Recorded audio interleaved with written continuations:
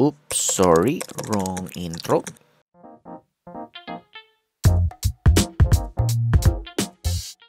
Hindi ko alam kung magmumukhang clickbait lang yung term na honeymoon.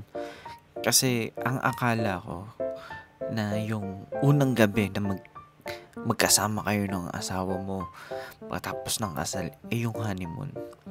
Pero ayan, ang ginawa namin, eto, nagbukas lang kami ng mga gifts sa amin. Yung ilaw na yun, alam ko yun yung regalo ng kapatid ko sa akin. Na-excite kami kasi ang dami naming gift na parang hindi namin na-expect na darating sa amin o ibibigay sa amin. Kasi nakatira nga kami sa ibang bansa.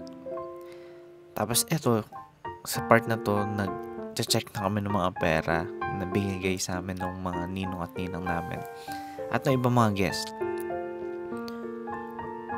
Tapos na-excite pa nga ako na isang beses kasi binulungan ako ng ninang namin na ayan, tulong yan para sa pagbili nyo ng bahay. So biglang nagulat ako na parang, wow, may ninang kami nang bigay na kalahating milyon o 1 milyon. Ay lang nilang magpakita na sobrang yaman nila. Tapos nagbibila na kami. Ewan ko kung may part dito na makikita nyo nagtatawanan kami. Kasi nagulat kami na hindi pala, nag-expect lang talaga kami. Tapos may isa dito na parang nagbigay sa amin ng puro 8 number.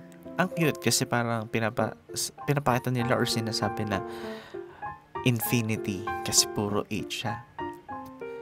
Hindi ko sabihin na mukha kaming pera, pero okay ang may pera kasi pera yon. Pero at the end of the day, ang sa amin lang is yung mapasaya namin yung guest namin at lahat mga taong nandoon sa may kasal. Kasi yun yung purpose namin, na maalala nila yung kasal namin. So, mabalik tayo dun sa honeymoon.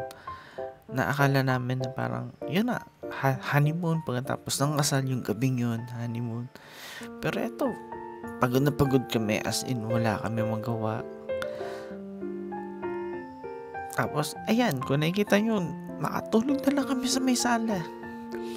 Kasi sobrang pagod. So, ayun. Sana nag-enjoy mga kapamilya, kaibigan namin na pumunta ng kasal. Kasi yun talaga yung pinaka gusto namin. At yun ang gusto namin mangyari.